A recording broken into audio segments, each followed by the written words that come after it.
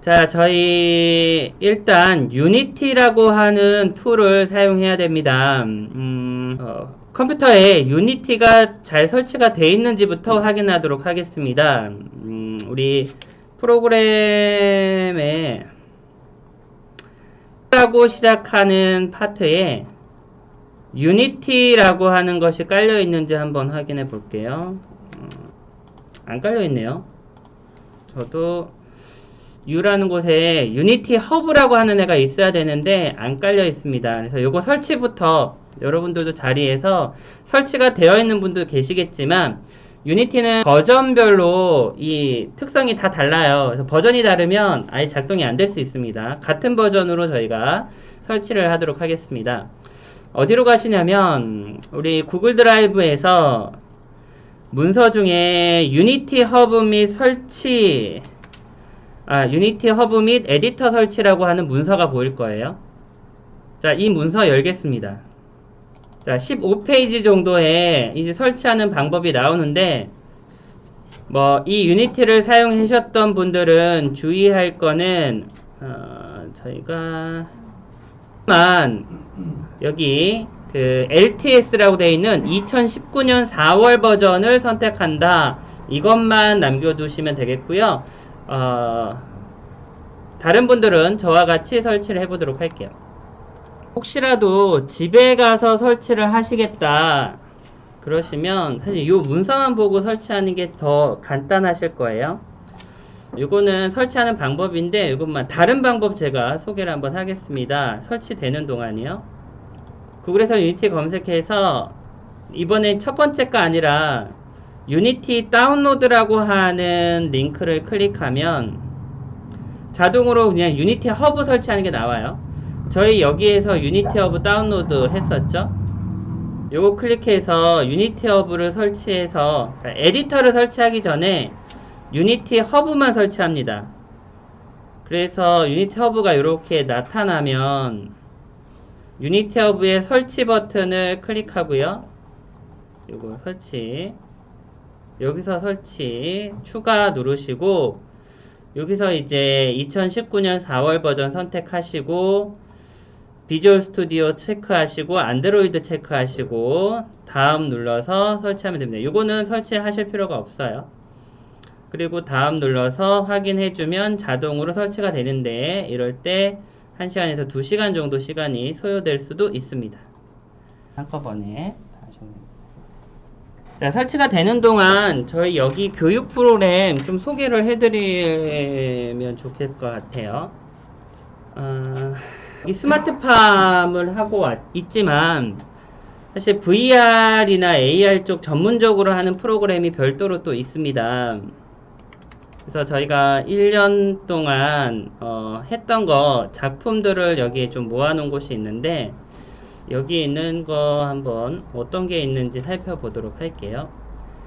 일단 여러분들이 AR을 사용하기 위해서는 기본적으로 2D를 알아야 되고 그 다음에 2D에서 넘어서 3D를 알아야 되고 그 다음 VR 알아야 되고 그 다음 AR입니다.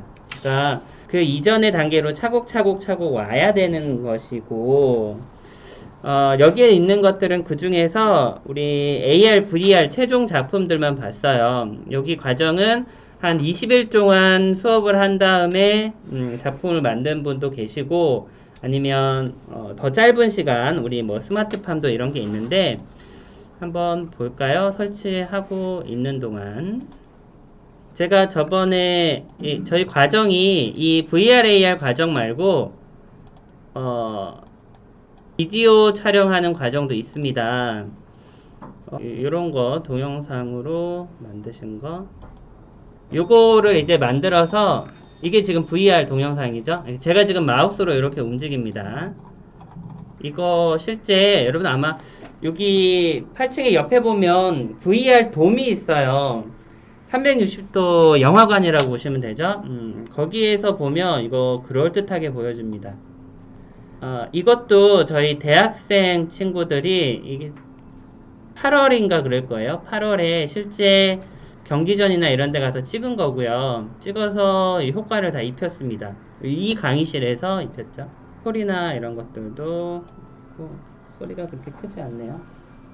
그래서 그 공포 분위기가 났지만 이런 식으로 해서 엔딩이 나왔네요. 이런 360 동영상 편집 툴도 지금 진행을 하고요.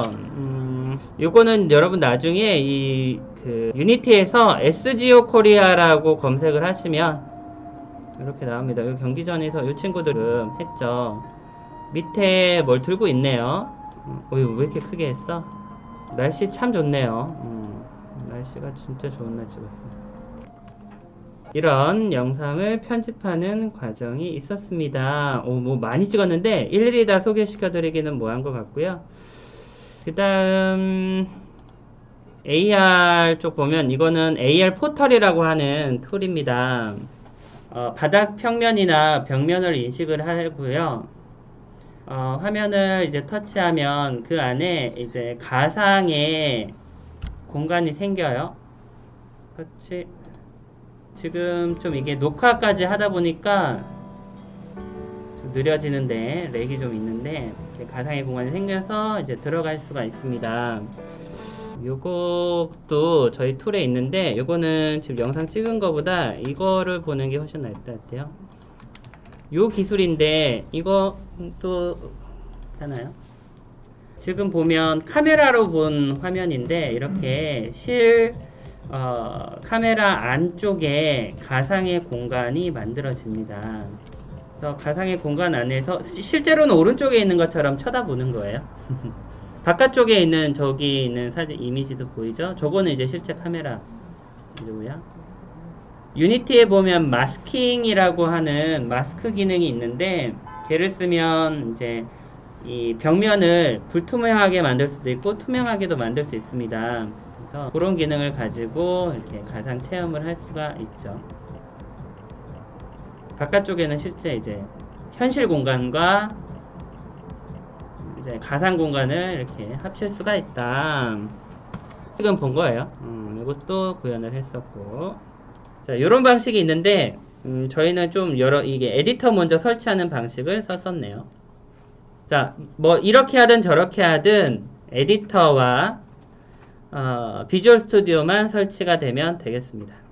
혹시나 지금 설치가 안 돼 있는 분들도 이제 나중에 뭐 기능 쓸 데 없다면 언제든지 다시 설치할 수 있으니까 걱정은 안 하셔도 되겠습니다. 그 다음 제 기본적인 설명만 할게요. 설치하는 동안에 기본적인 설명만 할게요. 유니티에는 유니티 허브와 에디터가 따로 있는데 이 유니티 허브란 프로그램 안에 설치라고 하는 탭에 나와 있는 애들이 에디터예요. 저희도 지금 한 2개 정도 설치했어요. 2019년 4월 버전과 2020년 버전. 요 개념만 잠깐 가고 갈게요. 자, 에디터라는 화면을 열면 이런 화면이 나타나는데 왼쪽 상단에 툴바라는 게 있을 거고요. 밑에 하이어라키 창, 그 다음에 플레이 일시정지하는 플레이바, 화면 가운데 씬, 게임뷰, 에세스토라고 하는 메인 창이 있습니다. 오른쪽에 인스펙터 창이라고 하나 있고요. 하단에 프로젝트 창이라는 게 있습니다. 각각에 대한 어떤 기능이나 이런 것들은 이따가 설명드리도록 할게요. 그 다음 이 유니티 프로그램은 오브젝트와 컴포넌트라고 하는 개념으로 이루어져 있습니다. 그래서 왼쪽 하이어라키 창에 씬이라고 하는 장면이 나오고 그 안에 오브젝트라고 하는 개체들, 그러니까 얘네는 우리가 하나하나 코딩을 할 수 있는 애들이 나오게 되고요. 오른쪽에는 오브젝트에 대한 여러가지 속성값들이 나옵니다. 이 속성값들도 다 하나하나 코딩을 할 수 있습니다. 프로젝트를 만들 때 전체 구조는 상단에 하나의 프로젝트가 있고요. 장면, 씬이라고 하는 게 있어요. 이게 만약에 우리가 게임을 만든다 그러면 로딩 화면, 그 다음에 실제 게임 화면, 그 다음에 엔딩 화면 이런 것들이 씬에 해당하게 되겠고요. 그 다음에 로딩할 때 하면 로딩할 때 나오는 어떤 이미지들 또는 로딩하는 그 로딩 아이콘 이런 것들이 하나하나가 오브젝트가 되겠습니다. 그럼 얘가 뭐 이미지는 어떤 이미지가 들어가는지 뭐 불투명인지 색상은 뭐가 효과가 들어가는지 이런 것들이 컴포넌트가 되겠습니다. 그래서 크게 프로젝트, 씬, 오브젝트가 있고요. 이 오브젝트 안에 다시 오브젝트, 자식 오브젝트들이 연결이 될 수 있습니다. 자, 오브젝트는 컴포넌트, 오브젝트는 요 하위에 또 오브젝트가 있거나 또는 컴포넌트들, 이런 것들이 모여서 만들어질 수가 있어요. 사실 이 오브젝트라고 하는 거는 빈 껍데기고요. 컴포넌트가 뭐가 달라붙냐에 따라서 오브젝트의 어떤 기능이라던가 속성들이 정의가 됩니다. 자, 컴포넌트는 속성과 그리고 우리 메서드, 함수로 이루어져 있어요. 컴포넌트들이 대략 한 제가 세보지 몇 개였죠? 한 200개 정도 될 겁니다. 컴포넌트가 200개 정도 되면 이 컴포넌트마다 여러 가지 어떤 속성, 함수가 있는데 이 속성에는 다시 값 타입이라고 해서 키보드로 입력하는 값, 참조를 해서 다른 오브젝트나 다른 컴포넌트들을 값을 뜯어다 쓰는 참조 타입이라는 게 있습니다. 지금은 간단히 갈게요. 그 다음 우리가 C# 코드를 이용해서 스크립트라고 하는 소스 파일을 만들면 그것 또한 오브젝트에 컴포넌트라고 하는 형식으로 달라붙습니다. 자, 그리고 나서 이제 얘네 이 스크립트 코드에서 다른 오브젝트나 다른 컴포넌트에 접근해서 속성값을 바꾸거나 함수를 호출해서 이 프로그램이 작동하게 되는 거죠. 이렇게 보시면 되겠고, 나머지는 또 살펴볼게요. 아직 설치 중이네요. 간단히 할게요. 유니티는 작동을 하는, 유니티 자체가 뭐냐면 이미 완성이 다 된 소스 코드들을 재사용하는 개념입니다.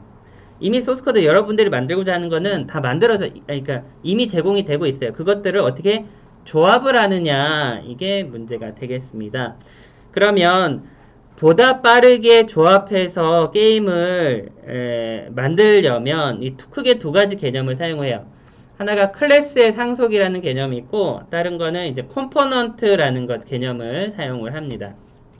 우선 클래스의 상속이라는 개념부터 가도록 할게요. 클래스는 우리가 뭔가 이제 몬스터, 여기서는 그 캐릭터 주인공들 하면 게임을 만들었을 때 여러 가지 직업들이 있다라고 하면 이 직업들을 하나하나 다 내가 아무것도 없는 거에서 코드를 짜는 게 아니라 우선은 어떤 클래스를 만들면 먼저 뭐 주인공 클래스를 만들 거고 그 하위에 뭐 전사 클래스를 만들어서 전사 클래스의 어떤 그 전사에 대한 특징을 나타내게 되죠. 아까 전에 클래스나 컴포넌트가 속성과 메서드로 이루어졌다고 했는데 마찬가지예요. 클래스는 속성 메서드로 나타납니다. 그래서 뭐 체력이나 만화 이런 속성을 갖고 있고 배기 찌르기 같은 이런 행동들, 함수들을 가지고 있게 되는 거죠. 그럼 이런 클래스를 나중에 인스턴시에이트라고 하는 그런 개념을 이용해서 오브젝트로 만들어낼 수가 있어요. 그래서 도깨비라고 하는 클래스를 실체화해서 오브젝트를 만들어내게 되는 거죠. 그 다음 이런 상속을 통해서 클래스라는 걸 계층적으로 확장시킬 수 있습니다. 처음에는 그냥 몬스터야, 몬스터라는 개념을 하나 만들고 그 안에 또 지상 몬스터와 비행 몬스터라는 거 하는 애를 만들고 또 이 몬스터를 가지고 또 뭐 다른 메서드를 가진 이런 클래스들을 만들 수가 있습니다. 그러면 나중에 이런 애들이 하나가 바뀐다 그러면 인공지능이 좀 바뀐다 그러면 여기 단에 있는 요것만 수정하면 되는 거예요. 이걸 개별적으로 캐릭터들이 막 50개가 있다 그러면 50개를 다 수정할 필요가 없이 그 상위 클래스만 수정하면 된다 보시면 되겠어요. 근데 이게 뭐 장단점이 있습니다. 내가 이 50개 중에 하나만 수정하고 싶다 그러면 어차피 다시 수정해야 되는 거예요. 상위 다 바꿀 수는 없으니까 장단점이 있습니다. 우리가 나중에 만들 스크립트는 다 모노비헤이버라고 하는 클래스를 상속을 해요. 그러면 얘는 유니티에서 사용할 수 있는 코드가 된다 보시면 되겠어요. 뭐 이렇게 쭉 있는데 상속 방식은 한계가 있다. 뭐냐면 미리 우리가 나중에 어떤 클래스를 만들지 예측을 하고 처음에 클래스를 만들었는데 내가 모르잖아요. 한 달 뒤에 내가 어떤 새로운 몬스터를 만들 수도 있는 거기 때문에 요런 한계가 좀 있다. 요런 기능이 있다. 그래서 두 번째 개념이 바로 컴포넌트 개념입니다. 컴포넌트. 그럼 이거는 뭐냐면 미리 컴포넌트 저장소에 다양한 변수라든가 그러니까 속성이라든가 메서드를 만들어 놔요. 다 만들어 놓습니다. 그리고는 이 오브젝트를 만들 때 얘를 긋다가 여기에서 필요한 것만 쏙쏙 뽑아서 쓰는 겁니다. 뽁뽁. 얘 같은 경우에는 땅을 걸어 다니니까 걷기라고 하는 함수가 필요하겠고요. 얘는 만약에 날아다닌다 그러면 날기라고 하는 날아다니기라고 하는 걸 이제 갖다가 쓰는 거죠. 그래서 이미 만들어져 있는 부품들 이걸 컴포넌트라고 하고요. 얘네들을 조립해서 만들게 됩니다. 컴포넌트는 원하는 기능만 이게 갖다가 탁탁탁 쓸 수가 있고 그리고 이미 다 만들어져 있기 때문에 개발자의 비중이 상당히 낮아져요. 그래서 디자이너라던가 또는 기획자가 얘를 만들거나 또는 처음부터 만들긴 힘들어도 나중에 이걸 수정하거나 뭐 게임의 밸런스를 맞춘다거나 이런 게 너무 쉽게 되죠. 자, 기본적으로 컴포넌트는 17개 카테고리에 132개 정도의 컴포넌트가 가지고 있고 이거 이외에도 개발자가 뭔가 기능을 하나 만들었다? 그럼 그것도 컴포넌트가 됩니다. 유니티는 클래스라는 개념과 컴포넌트를 같이 사용한다 라고 보면 되겠어요. 너무 많은 내용을 했네요. 자, 이게 유니티 오브젝트와 컴포넌트의 개념이라고 하는 거였습니다. 자, 제 컴퓨터 같은 경우에는 지금 이제 설치가 완료가 됐어요. 이렇게 두 개가 뜨는지 확인해 보겠습니다. 그리고 설치가 완료되신 분들은 저희가 유니티 한번 튜토리얼 통해서 체험해 보도록 하겠습니다. 튜토리얼이 바로 되는지 그거 튜토리얼 하기 전에 라이센스 발급부터 해야겠네요. 설치가 아직 안 되신 분이 계신가요? 아직 안 되신 분이 계시네요. 네네네, 알겠습니다. 근데 우리 기존에 있는 2019년 버전으로도 지금 튜토리얼 할 수 있으니까 그냥 해도 진행해도 될 것 같아요. 학습 한번 들어가 볼게요. 학습. 왼쪽 탭에서 학습 들어가고요. 첫 번째 FPS 마이크로 게임이라고 있습니다. 요거 클릭해 주시고 프로젝트 다운로드 클릭해 주시면 돼요. 다운로드가 완료되면 프로젝트 열기 해주세요. 네. 다운로드가 없으면 유니티 에디터 그 해당 버전이 설치가 안 돼 있으면 그래요. 2019년 4월 버전이에요. 여기요? 네. 자, 다운로드가 안 되는 분들도 계셔서 요거 라이선스부터 발급받는 방법 좀 알려드리도록 할게요. 여기 지금 설치되고 있는 거는 이거 놔두시고 유니티 허브를 다시 실행하겠습니다. 유니티 허브 요건 그냥 놔두시면 돼요. 다운로드 받고 있으니까 유니티 허브를 다시 실행하시면 요 창이 뜹니다. 유니티는 기본적으로 개인 개발자들 또는 학생들에겐 무료예요. 그래서 편하게 하시면 되는데 연매출이 1억 이상이 되면 이제 비용을 지불을 해야 됩니다. 그래서 그런 것들을 이제 관리하려면 뭔가 과금을 하려면 계정이 필요하겠죠. 또 오른쪽 상단에 라이선스라는 게 있는데 요 유니티 허브에서 오른쪽 상단에 요 아이콘을 클릭하면 유니티 아이디라고 있습니다. 여기서 로그인 클릭할게요. 여러분들 아이디가 있는 분들은 넣어주시면 되고요. 없는 분들은 새로 아이디를 만드세요 라고 하는 링크가 있습니다. 자, 아이디는 유니티용을 전용으로 만드셔도 되고요. 아니면 구글이나 페이스북 계정을 사용하실 수 있어요. 저는 편하게 구글 계정 쓰는 걸, 구글이나 페이스북 쓰는 걸 추천을 드려요.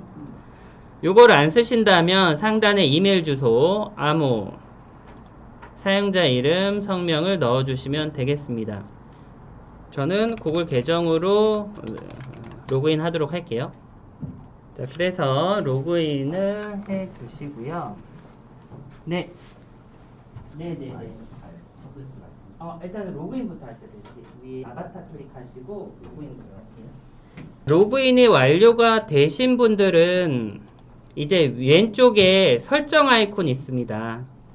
설정 아이콘 클릭하시면 또 서브 메뉴에 라이선스 관리라고 있어요.